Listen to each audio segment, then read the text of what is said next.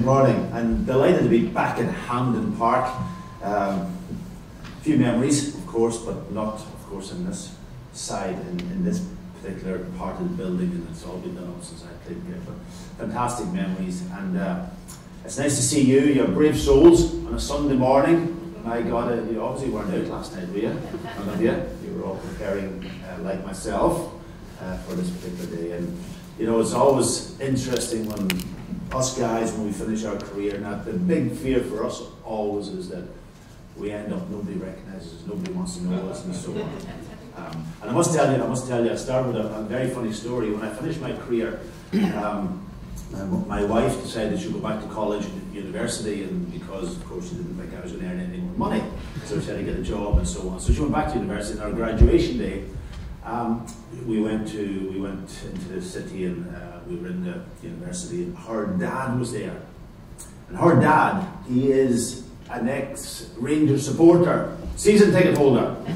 But he's also a man with a grey beard, grey hair and glasses. And he's 70 years old. And we were out in the corridor afterwards, and his family went by.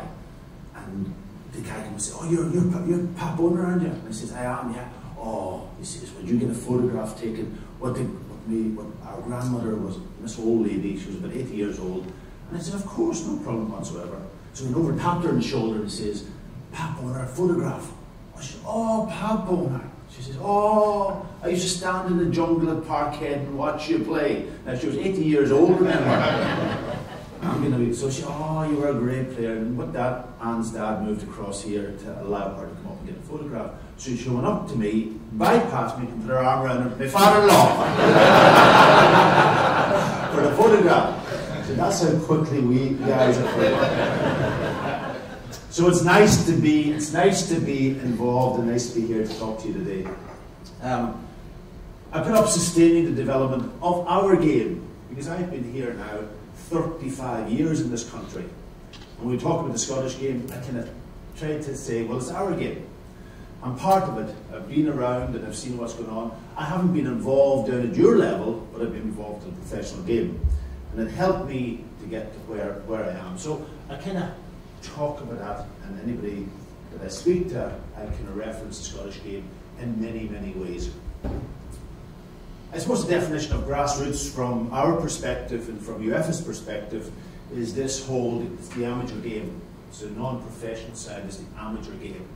And child to adult, it's not just many people, when you speak to the lay person out there and you say, "Oh, the amateur, the grassroots is all about the kids." It's not. It's right about the adults right up in that pathway. My journey, I talked to Jim and the lads, well, you know, what am I going to talk about here? So I want to sort of reference maybe my journey and where I came from. Any Irish people in here, by the way? An Irishman, we've got one. Where are you from? Okay, that's it.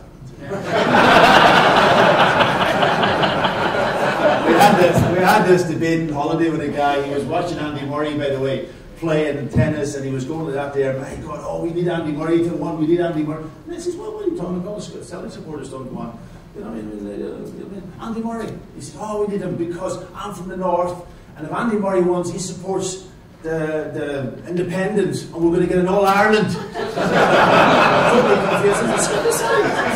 The Celtic fans don't want an All Ireland, Scottish. You want to stay with UK, you know, mad stuff, you know. So anyway, we're all kind of complicated over in Ireland, you know. But anyway, my journey. Here's me, somewhere in that picture, if you can see me, as the goalkeeper, so I stand out very clearly. But I want you to have a look closely at it. Donegal, Northwest, pitches were nothing. We didn't have dressing rooms. We had to change at home, had to go over, we had to prepare ourselves. And I was probably about 15, 16-year-old when those pictures were taken. And we didn't have competitive football as such before that. We played Gaelic football, you know, Gaelic football. And we played soccer. We played at school. We played primary school versus primary school. But we organised it. We didn't have that many people below us organising. And then suddenly, this guy, what's unique about this guy? What else? Look closely. Yeah, wheelchair. He's in a wheelchair. This guy was the local guy who ran the club at senior level and he decided he wanted to get the young kids together and put us into an under-60 league. And that was our first competitive football. Without this guy, I wouldn't be standing here. But he's in a wheelchair, no legs, all his life. But he was fanatical about football and loved it, and he was intelligent. He knew what he was about. This was our school team down here. We're actually having a reunion next week, I think. So some of these guys with the big fuzzy hair and all that, I don't know what they look like now. Don't know where they are. But that was it. So that's where I grew up. I grew up in the amateur game, playing football over there, travelling around. And then I went to Celtic, and from there into the Irish team. At Celtic, I came over in 1978, signed as Jock Steen's last signing, then he left. There's a message there. And then he left and Billy McNeil took over. My first game, I left an amateur side, and my first game against Rangers, guess the score anyway. A reserve game in September, went over in July, played in September, guess the score against Rangers. Reserves. 7-1, we got beat. We got beat 7-1. My word, 7-1.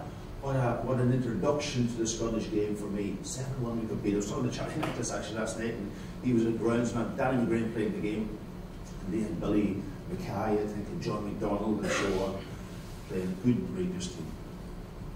But that was my introduction, and then I made my debut on St. Patrick's Day, 1979, 4 months later. So from going from amateur football to professional football was almost like that there. Was I ready? Who influenced me? Something happened in Donegal to get me prepared, otherwise I wouldn't have got there. So that's kind of the journey. And then of course the whole, I'm not going to go to the Celtic thing, you all know that. Afterwards, and probably not afterwards, it was during my career at Celtic that I went on my first coaching badges down to Largs. Jim was there. I did my UFB and my UFA, and I started to open up my mind to what coaching was about. It was quite incredible. And then I became the goalkeeper coach with the Irish team. Just an international career, by the way. I played against this man in the World Cup in 1984. He was playing with Norway left back. Am I right? What score? 0-0. Was it? 0-0. Most boring game ever played. New York. He never came over the halfway line, and we just got over the halfway line. We booted the ball from end to end. Remember? So that was fantastic memories and great times for us. And the international scene opened up our country tremendously. It created a passion that I don't think many of us could live through again in Ireland. But the coaching side opened up my mind. I then went, and I was a goalkeeper coach, and I went on a course down to Limerick, to the National Coaching Centre, a tutor course. And that just changed my whole philosophy and my thinking completely. I was in with all sorts of people from different sports, and I was exposed. I had to get up in front of people and perform and say something. Wow. And these guys were looking at me. And I had to learn very, very quickly. All the skills, and they were life skills, by the way. They were skills that helped me throughout then the rest of my career, outside of football, and even dealing with people that I meet on a daily basis. And I eventually went on and met people like Donald Park, great guys, and I was very, very lucky to get involved in that whole, as technical director in the FAI, and meeting people and opening up my mind to the whole thing was quite incredible. And what you learn from those type of people is that they have skills and knowledge, but they're there to help you. They're there to help you. And I was lucky I sat in a jury panel out in UEFA. Again, met fantastic Andreas, guys from Norway, Sweden, and so on. And it was just a whole process of learning. Where's this from? Anybody know? It's the only picture I could get that sort of brought it back to the days, early days. Maybe the wee red building in the corner might give it away. I don't know. Any of you guys from out towards Wishaw and out that area? Hey, 10 out of 10, Coldness United. Why do I put it up? Why do I put it up? I played my very first game in Scotland for Coldness against East Kilbride Thistle on trial. Would you believe that? So, I have a background in maybe junior amateur game here in Scotland also. But I remember it well, they always changed Newman, and in fact my name that day I think was Newman on the team sheet, because they couldn't say who I was. But Celtic, no way. The other people that played, of course, I was doing a bit of research during the week. Tommy Gemmell, yeah, Joe Baker, Lee Allen, Craig Brown. There you are, man, illustrious people who have played and I'm in that company. So that was my little bit. My pathway. I love this slide. I was talking to Donald Moncton. Some of you might know Donald, and you know him well, psychologist. Great guy. And we're talking, he has got this thing about the pathway, and it's not a straight pathway from here to here. You're sort of in that spiral of development. You're trying to question things, you're thinking about it and so on, and all of you sitting there are on that pathway as coaches, as administrators, or whatever. You're also there, maybe as a player in your day, thinking about, where was I? What was difficult for me? Did I go all that way, or where did I end up? He talks about the challenges. There's always challenges. There is always challenges. And how do you meet those challenges? At the moment in your thinking, well, what's your challenges? Or am I going to shy away from them and not progress? And there's also opportunities.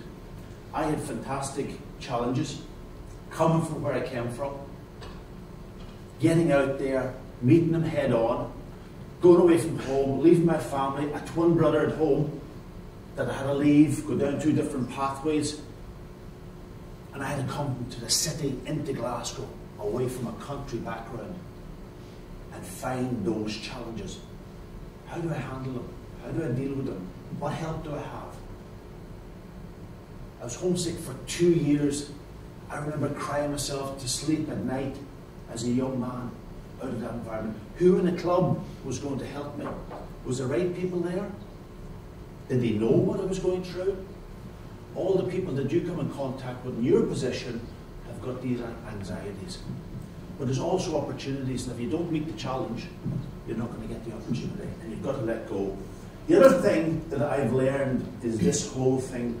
Do you know yourself? Who are you? What am I? What was I? I'm an introvert. I am not an extrovert. I find it difficult to talk in front of people. What do I have to do? I have to prepare myself really well. I was going to go to the game with the guys yesterday, St. Mirren game. Didn't go. I went home because I had to prepare myself in my mind for this today. I'm also, and so by being an introvert, I can talk in front of people. I can do it. And the older you get, the more experience you get, the better you can do it. And think about that pathway as you're going through and as your players are going through their development. And then they're all different. They're all different. You're going to have extroverts, introverts. You and sitting in this audience now, look at each and every one of you. What are you?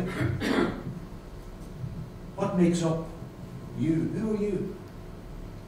They're the big questions. I'm also very judgmental. I learned that. I went through a process of learning who I am, and I found that I'm judgmental. I look at Andy and I make up my mind very quickly about it. Yeah? Good guy, great guy, this guy.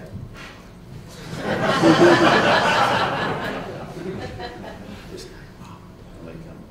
But then I found out, he's a good guy, he's not bad, he sits down, he's demanding. So I have to now step back a little bit, and I've got to now judge people differently. Yeah.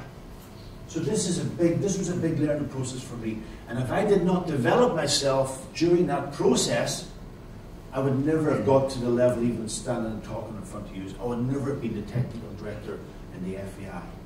Yes, you make mistakes. This other thing here about culture, Donald, as we talked about, it defines who you are. Coming from Norway is different, Ireland's different, out the road in the country, coming to Glasgow is different, Ayrshire is different in Glasgow. But if you're not open to learning from others, you're very limited.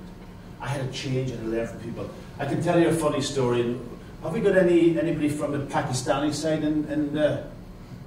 We've nobody. Okay, thank God for that. Okay, I'm going to tell you a story. I must tell you this. I came from Donegal, west of Ireland. Lots of people are called Packie. My name is Packie. Everybody knows me in Ireland. I come over here. I buy my first house. I take over 3 mates. My brother being one of them. And Christmas time comes and all the shops close down. Run out of messages, all of that type of stuff. And I says to my friend Connell, come on, we're going down to the local shop for something to some messages, bread, milk, so on. Connell, then he comes with me. And I'm up at the top of the shop, and he's down the bottom of the shop, and the wee guy behind the counter sitting there looking at us. And Connell shouting up to me, Packie, Packie, what kind of bread, what kind of bread? The wee guy says, you insult me, you insult me. You must leave my shop. And we became great friends afterwards because he was in the local.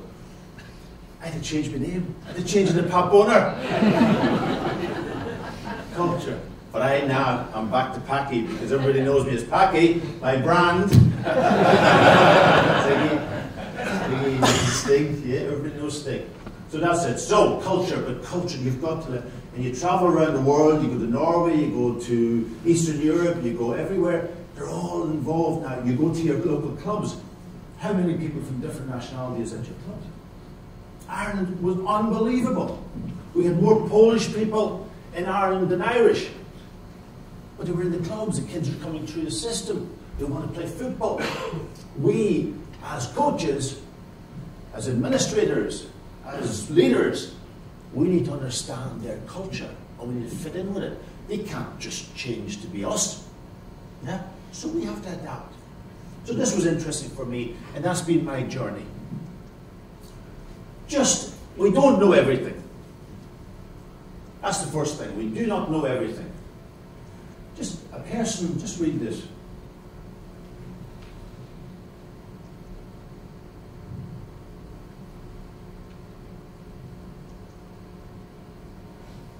You agree? I'm a fool. I thought I was. I thought I knew everything. Eh? And I really realised when I went to Ireland, I knew very little. I was involved in a professional game. I didn't know what was going on. I had to learn. So think about it. Do you know everything? Are you on a learning process? Where do you fit in? Just Ireland. Kind of a framework or a landscape. They all play children's football. Everybody plays children's football for a living. Where do they go? What is the landscape? Professional game in Ireland is not joined up to this. We did not have structure here. I don't know what it's like in Norway, if that's the case, but in Scotland, they're now, what age, Jim? They're getting? Yeah, into the pro. They're 8, 9 years old. We didn't have it. Grassroots football here was huge. Biggest schoolboy league, when we talk about schoolboy, schools, it's not schools football, it's the club structure in Dublin, enormous. Enormous. Right? But remember, very strong politically also. And then we looked at this whole social recreation side. Children move up in here. Some of them drop out, they don't even go to grassroots football. Do we as an association, do we take care of that side or do we leave it? Where do we look at it? This didn't happen for us. Schoolboys clubs probably took all charge of all the kids at grassroots level up until the age of 16 years old.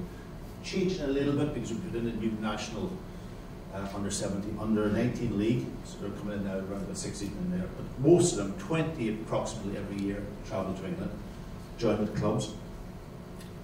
But coming harder and harder for them to make it, and they're coming back into it. There's also this idea that they will move across. You in Scotland, you've got a junior league, yeah. So is that part of grassroots? I'll leave that debate for you guys to think about. But they're moving in and out. So then, if you're part of this structure, this is that What is it that you're doing to allow them to move easily, make their own choice? Yeah? Give them the pathway. We also had this phenomenon in Ireland, and I'm sure it's the same here. I don't know what it's like in Norway, Stig, the guys will tell me. This dropout, this enormous dropout at 16 because they feel, I haven't made it, my mates have gone to England, they're pros, they're going to be the top guys, and we're dropping out. We put in this national league almost to try to get them to think, guys, you're not finished. That's what they're thinking. We're finished at 16, we're not going to make it. We want them to be involved in the game for as long as possible. Your job, Jim's job, everybody, to keep the players playing for as long as possible. And then they become adults and then they enjoy their game. My son Andrew went through this process. He started off at St. Cadot, Queen's Park, then went round Stirling Albion, Albion Rovers, those type of areas. Wasn't good enough. And now is still playing. He's now playing with St. Anthony's. He went round. He did play with Lark Hall Thistle also, by the way. So we're a very mixed family. And I've travelled round, by the way, with them watching some of the stuff. I must tell you, I went down to Salt Coast, Victoria. My God, Andrew was on trial, and they were there. I told Jim this story. I went in, and there was two old guys doing the linesman, and a young referee in the middle. Walked in, game had started himself, lovely summer's eve himself and my wife, and leaned up against the bar, and the old guy turned and said, "Oh, Pat Bonner," and he came over to us, and he had the flag in his hand. The game was going on, by the way. Over he comes, "Oh, yes, son, oh, he's doing well, he's a good lad, great lad." Next thing the referee blows for a foul, he went, "Oh, yeah, but..." He's a linesman. He starts giving the referee a stick. It was a kind of almost like a natural thing that needs to happen in Scotland. And then all the old guys up in the hill was exactly Murray, you know. It was incredible for me to watch. You know. That's junior football, fantastic. But anyway, go back to Ireland. That was kind of the landscape. Where was the association before 2004? Focused on the international matches, and it was the same here in this country and all over Europe, but international matches is huge, and that was their main focus of organising and so on. Focus on competitions. You guys are involved in competitions. That's the bread and butter, playing your match on a Saturday. But that was their focus. Get the match played, make sure there's a winner at the end of it, and just get the competitions out. And that was from this age right through to adult age.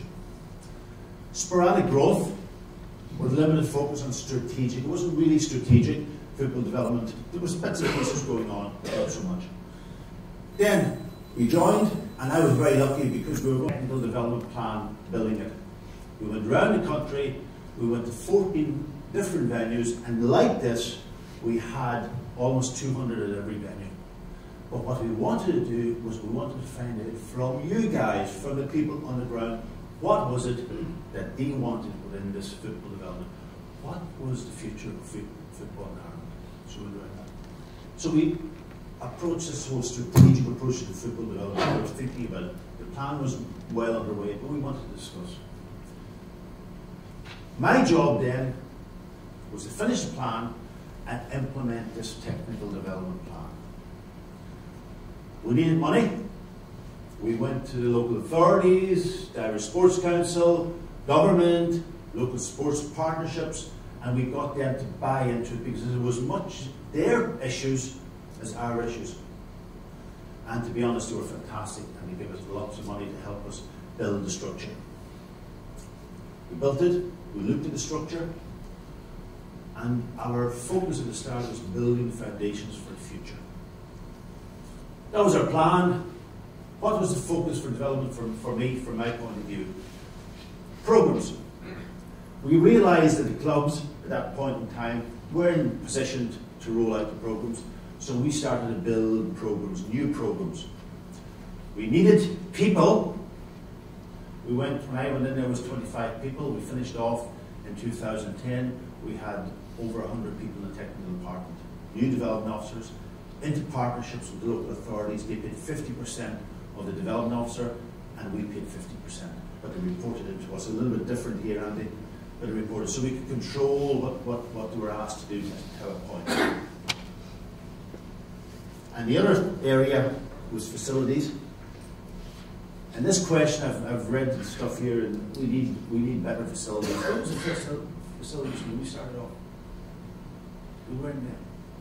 But of course, we all like to have a nice place. We all like to be indoor. We all like to have a nice pitch. We all like to have and that was another part of the development. The kids now expect it. The clubs expect it. I'm sure I've seen the developments around Scotland that it's been the same. Programs. They were coming out my ears by the end of it. We had programs for everything. Our grassroots, our summer camps, we went from 4,000 up to 20,000 in 4 or 5 years. Our Football for All, which was a disability group, massive disability, all different. And when you see kids out playing, they're blind and they're able to play our sport. That power chair soccer, I know Jim, you're doing this now, was unbelievable, fantastic. Kids in wheelchairs, totally with disability, weren't allowed, didn't get the opportunity to play football. And then suddenly they're out playing with a big ball with their wheelchairs. This is their World Cup. It was fantastic. And all my guys, I'm sure it's the exact same here in Norway, the more they were involved with this disability stuff, the more enjoyment they got out of it. Late night soccer, taking kids who were on the streets, corners, taking them into it. Taking guys off that whole drug scene and so on in Dublin. Tough. Now, is that part of the role of the association? We decided we would do it. Women's football developed it. We had to grow it. It was slow, we grew it.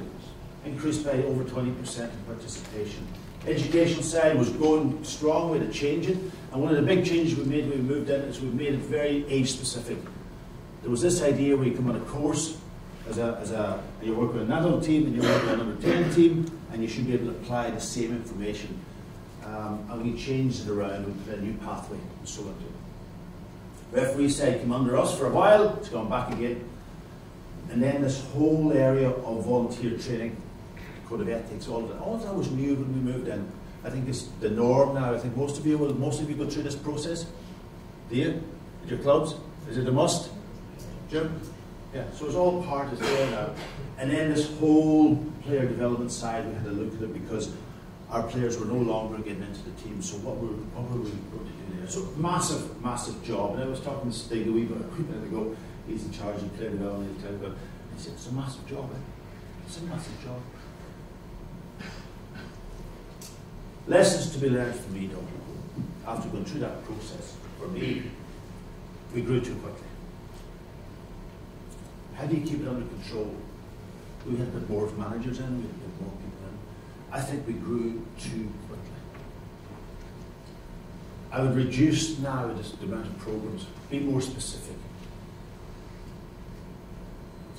We got carried away, everybody wanted, because they seen, hey, they wanted it. We've seen what we were producing. I would have also started my next strategic development plan almost right away, but I didn't have the experience.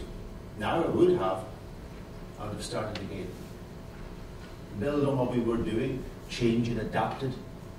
So again, some lessons from you in your own club is, where's your club going? Have you a strategic approach to it? Is it? What's my role in there and so on? We'll talk about it in a second. Are you doing things that's just competition, or are you developing, allowing other people in your community to come into your club? What do you have to do to allow that to happen? This is where I would have changed it. After a period of time, we had to get the grassroots clubs to be more inclusive. What does? Bring them on with us, develop them. Let them roll out the programs. But the question in this, guys, the question in this, quality. We spent a huge amount of money. We ran our summer camps, didn't make profit of it, but it was 20,000 people coming through. It was a quality service. That quality was absolutely vital. And I will tell you a little story. I did a job in 2003, and we had our camps going fantastic. We got one of those big canopies to be dropping the goal. so on. But we knew our guys, we trained them, we only used them on that particular type of day. You have to pin down the goals, you've got to do everything safely. Health was unbelievable. And one of our development officers, a local club, 2 volunteers were running their own camp, and they asked them for the loan to Canopy. He wanted to help them out. Down you go. Put it up. What happens? Break time, kids are playing at the goal, over comes the goal, little boy killed. Now, there's a lesson. But the lesson for me as technical director, and you think about the family, think about the consequences, think about the whole thing. And it was traumatic. This learning process that the clubs go through. You're the leader, you're involved, you're a volunteer, fantastic, we want volunteers, but what is it? What do you have to do? And what do you have to ensure if you're a leader of the club, and so on and so forth. We ended up, went down the course because these things do happen in Ireland, and the people that end up getting sued is the FAI, even though we had very, very little involvement in it, because that's the last point where the most money is. No problem. That's happens. But it was a fantastic learning curve for me as technical director. And then we had to say to the guys, do you help the local club, or do you step back from them and say, sorry guys? Yeah. So there's lessons. I want to ask you some questions. Ask yourself, what am I responsible for at the club you're at the moment? Are you a coach? Are you an administrator? Are you a referee? Are you the leader? Am I competent in my to carry out my role? Not everybody's competent, by the way. And if you're not, do I need help to improve in that area? There are questions I asked myself as I was going, so what did I have to do to become that? So, if I was to ask you a question now, do you know what specific functions? Let's say you're a coach. I think most, are we all coaches? No. So let's say if you're a coach, you're a coach. I know she's wearing the nice coaches. What are you expected to carry out? So if you're, I'm only going to throw that at you. Do you know? So if you were going to ask that question, and you were going to write down all the tasks and functions that you have to do, you'd be questioning, my God. If you started filling it out, bang, bang, bang, bang. And then you say, well, that's what I'm expected to do. Then I've got to say, well, do I have the knowledge and competence to be able to carry them out? I'll leave it for you, so it breaks it down. Also, this was a model we were working at in Ireland a little bit. I left, so I don't know where it's gone to. But where do you fit into this matrix, if you were? Just that's an example from Ireland. I come into the club, are you an assistant coach? Are you a coach? Have I progressed a little bit? Am I a more senior guy in there? This word about master coach, the guy in the club that knows everything, eh? Yeah, he's the guy. Wow. Maybe a tutor also, eh? Working with Jim and that. Do I want to work in here? Where am I working? And is there a connect between the high performance and this whole grassroots area? I can tell you there must be, because I went through the pathway. Somehow there has to be a connect. Because I'm progressing. Do you want to be here? Stay in this area? What do you need to do to progress? What is all the things you need to do? What kind of courses has Jim got? Yeah? I want this one. I want to be Arsene Wenger. I want to be Alex Ferguson. Yeah? Or am I operating like this guy down here? Maybe I want to do it slowly. And there's no harm, you can do it. Entrance. Competent, Alex Ferguson. Knowledge, skills, and attitude. Attitude. Wow. There's the one word. I love that word, attitude. That's the characteristics.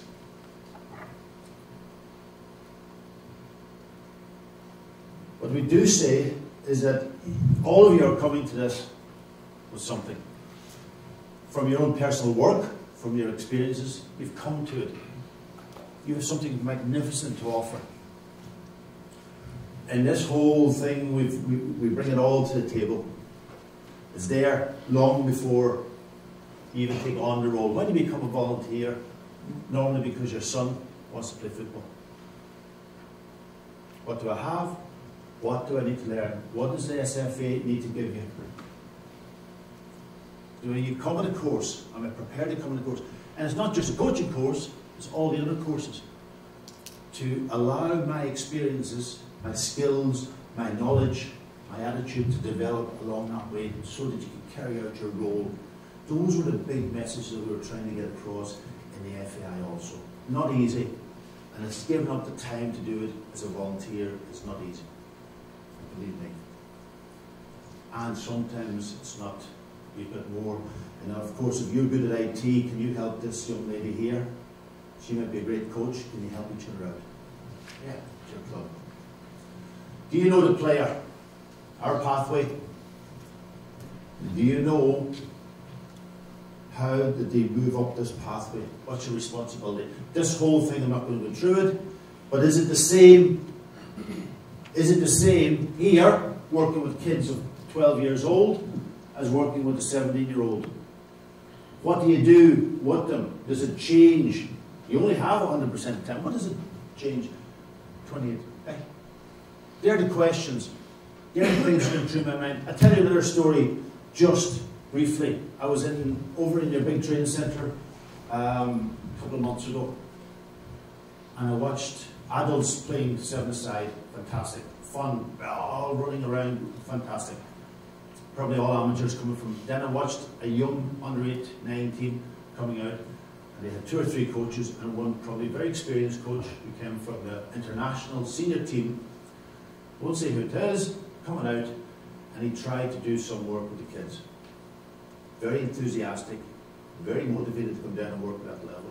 And suddenly then, he started moving up.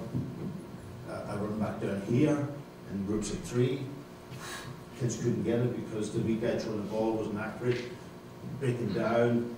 Then he went into a little passing one that I couldn't work out myself because you have 4 corners, you've got to go into the middle, you've got to pass. Where do I go next? Do I go here? Do I go there? What? The kids were all. Then you go into a shooting practice, big goal. So for me, I sort of emphasised this idea. You can be a coach up here, at the top end, trying to apply that same stuff that we went through as professionals down to the 8, 9-year-olds. Doesn't work. Doesn't work. So you need to find out what do you do, how do you do it, and buy into the philosophy these guys are putting in place. You've got to come into courses.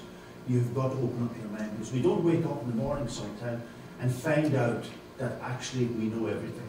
Yeah? We've got to experience it. So, that's my grandson. New goalkeeper. I told my son Andrew, you're not going to play goals. You're going to be an outfield player. Big mistake. He's 6'2". He could have been a great goalkeeper. I'm not going to make the same mistake with this wee guy. Start him early. That's my word. Look at the gloves on there. They were my gloves, by the way, too. He had them on. So what's so special about these guys? I'm going through this process. He comes into us in the morning as a 6-year-old, and he's running around and he wants to play football. I'm still, I'm trying to get out of bed in the morning. They're eager to learn. Vivid imaginations, by the way.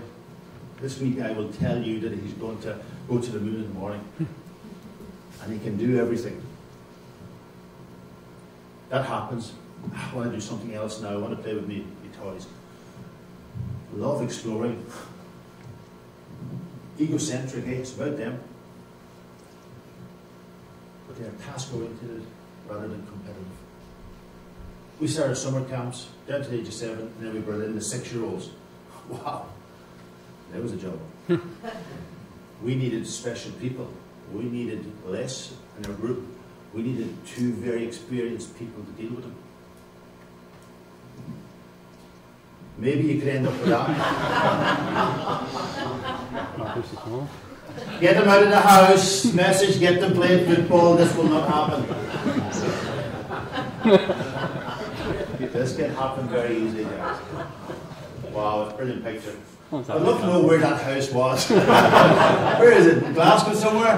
That was this morning. I went up one time with Mo Johnson. We were asked, a wee boy was knocked down up in Easter House. We went up into that, and Mo had his porch with him. Is it Robert Mitchell? What's the lad Mitchell who played with him? Red-haired lad, Mo's pal. Anyway, he was brought along to watch the Porsche outside. And me and Mo went up into the flats up there. Walked in the door, and the ball smashed by me, and the goals was painted up on the doorway. The goals in the hallway. And we spent the next 10, 15 minutes playing football in the thing. Yeah, but that was it. So that might be, who knows? Thank God it's not my house anyway. Yeah. Okay, we're there. So, we talk about people, communication and meeting people and talking to people and so on. And I love this statement. I showed it to Jim before. And I'll let you read it.